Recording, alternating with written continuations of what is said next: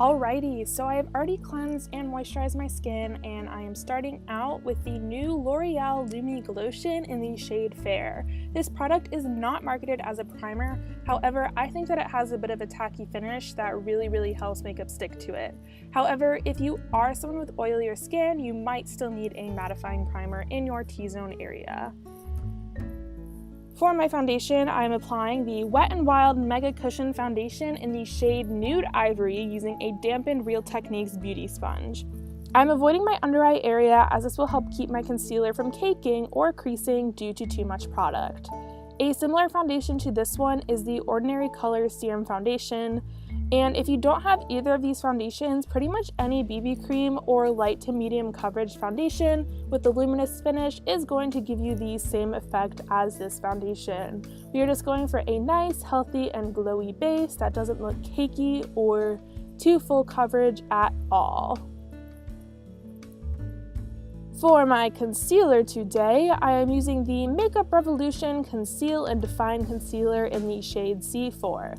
I am only applying this to my under eye area and over the blemishes that I've got going on today, and I am blending this out using the same Real Techniques sponge from earlier. I like pairing a lighter coverage foundation with a fuller coverage concealer because the foundation is going to have a really nice natural finish, while the concealer will hide any imperfections and make your skin look perfect. To set my under eye, I am using the e.l.f. HD Setting Powder in Sheer and the edge of a Morphe Sponge.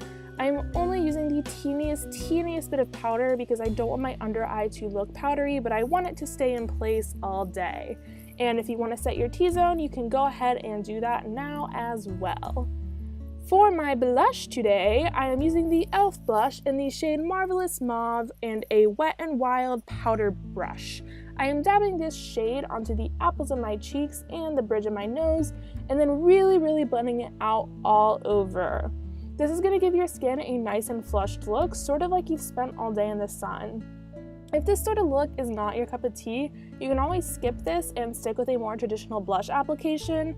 I've just been really liking this look lately, especially since I'm someone who has more rosy cheeks in general. I find it really makes my skin look more natural, but since I've got that foundation going on, you can't really see any of my pores or any of my blemishes, so it just looks like my skin, but only better.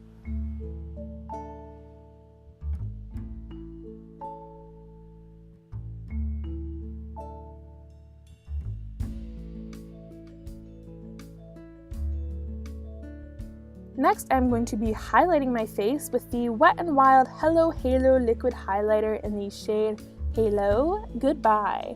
I honestly didn't love this highlighter at first because it's not as intense as some of my other liquid highlights, but that really makes it perfect for a no makeup look because it kind of gives you that, is it highlighter or is it just sweat look, which is really gross, but it's the best way to describe it. Since this stuff dries down kind of quick, I'm applying it in segments. I start out applying it to my cheeks, and then onto my nose, and then onto my eyelids, and each time I'm blending it out very gently using my ring finger and middle finger.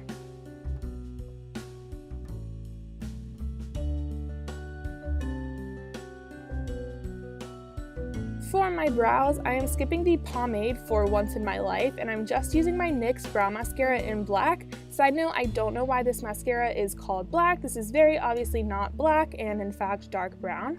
However, I'm just building up a nice feathery brow and then cleaning up the edges of my brow with the same Real Techniques sponge from earlier.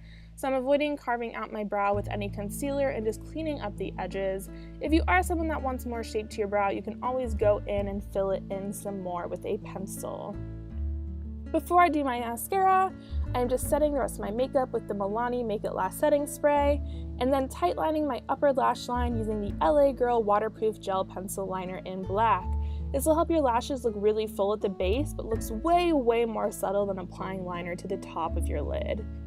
After that, I'm curling my lashes, and I really take my time with this because if I curl my lashes just right, they look really long on their own, and then I don't have to add a bunch of mascara to make them really pop. For my mascara, I'm going to be using the Maybelline Total Temptation Mascara, which I am so in love with at the moment. I just really think it makes your lashes look so nice and feathery and wispy. And I really take my time when I'm applying this because I don't want them to clump together at all.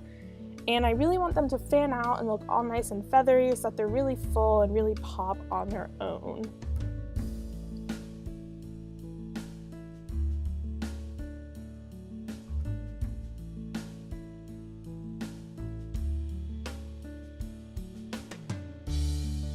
And I am just dabbing my lid with the same sponge to get off any mascara that may have transferred onto my lid. Now I'm going in with some Vaseline and dabbing this onto my lips to give them a nice glossy and moisturized finish. And this is the final look. It's a true no makeup look, and this honestly only takes about 10 minutes to do in real time. I hope you guys did enjoy this tutorial. If you did, make sure to leave it a thumbs up, it really helps, and subscribe to my channel. I post new videos every Wednesday and Saturday. I hope I see you guys next time. Bye!